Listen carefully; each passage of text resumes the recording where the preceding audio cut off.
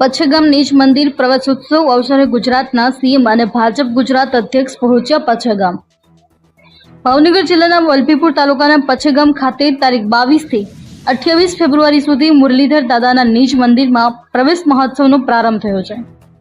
ત્યારે રાજ્યના મુખ્યમંત્રી અને ગુજરાત ભાજપ પ્રદેશ અધ્યક્ષ આ ધાર્મિક અવસરમાં સહભાગી થવા ઉપસ્થિત રહ્યા હતા। આ અવસરે મુખ્યમંત્રી સુંદર આયોજનને બિરદાવી વ્યસન મુક્તિ સહિતના વિવિધ આયોજનને અનુસરવા અપીલ કરી હતી। વલભીપુર તાલુકાના પચ્છેગામ ખાતે મુરલીધર દાદાના નીચ મંદિરમાં પ્રવેશ મહોત્સવ તારીખ 22 થી 28 ફેબ્રુઆરી સુધી યોજાઈ રહ્યો છે, જેમાં ભાગવત કથા સાથે આજથી 551 કુંડી મહાવિષ્ણુ યજ્ઞનો પણ પ્રારંભ થયો છે। કથાકાર રમેશભાઈ ઓઝાના મુખ્ય લોકો ભાગવત કથાનું રસપાન કરી રહ્યા છે। પચ્છેગામ ખાતે શ્રી મુરલીધર મંદિર કે જે અંદાજિત 9 કરોડ રૂપિયાના ખર્ચે તૈયાર થયું છે, જેમાં એક દંતકથા મુજબ સ્વયં ભગવાન શ્રી કૃષ્ણએ પોતાના મુખમાંથી અર્જુનને આપેલા મૂર્તિ છે। મહાભારતના યુદ્ધ બાદ જ્યારે શ્રી કૃષ્ણ કાયમી માટે દ્વારિકા જતા હતા, ત્યારે ભગવાનનો રથ 2-3 કોસ ચાલતા ભગવાન શ્રી કૃષ્ણએ અર્જુનને પાછા વળવા કહ્યું। ત્યારે અર્જુને કહ્યું, હું આપના વિના ક્ષણ પણ નહીં રહી શકું। ત્યારે ભગવાને પોતાના મુખમાંથી મૂર્તિ આપી અને કહ્યું કે જ્યારે મૂર્તિનું પૂજન કરી ધ્યાન રાખીશ, ત્યારે હું દિવ્ય સ્વરૂપે પ્રગટ થઈશ। એ પછી આ મુરલીધર દાદાની આ મૂર્તિ સેજકજી મહારાજને મળેલ। ત્યારબાદ સેજકજી મહારાજના ઉત્તરાધિકારી રામદાસજી મહારાજ પાસે મૂર્તિ હતી। રામદાસજી મહારાજ દાદાની મૂર્તિ પોતાની પાઘડીમાં રાખતા હતા। રામદાસજી મહારાજ કાશીની યાત્રા કરવા નીકળ્યા હતા, ત્યારે તો મેવાડના રાજાના મહેમાન બન્યા હતા। તે જ સમયે મોહમ્મદ ખિલજી દ્વારા મેવાડના રાજા ઉપર આક્રમણ કરવામાં આવ્યું અને રામદાસજી મહારાજ દ્વારા પોતાના ક્ષત્રિય ધર્મ અપનાવતા યુદ્ધમાં તેઓ વીરગતિને પ્રાપ્ત થયા હતા અને મુરલીધર દાદાને મૂર્તિ રણમાં દટાઈ ગઈ હતી।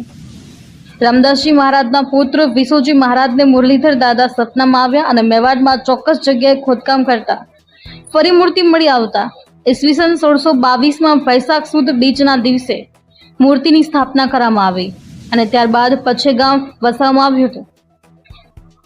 ત્યારે પચ્છેગામ ખાતેના એક સપ્તાહના દિવ્ય મહોત્સવમાં આજે રાજ્યના મુખ્યમંત્રી ભૂપેન્દ્રભાઈ પટેલ અને ગુજરાત ભાજપ અધ્યક્ષ જગદીશ વિશ્વકર્મા, મંત્રીઓ તેમજ ધારાસભ્યો તેમજ ગદેસર જગ્યાના મહંત લાલબાપુ ખાસ ઉપસ્થિત રહ્યા હતા।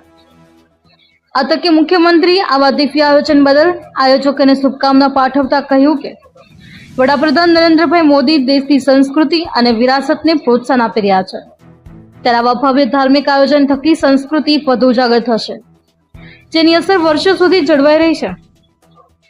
જ્યારે મહોત્સવ દરમિયાન રાત્રિના વિવિધ કલાકારો દ્વારા સંતવાણી અને ડાયરાની રમઝટ બોલવામાં આવી રહી છે। ગંગા જેવું છે।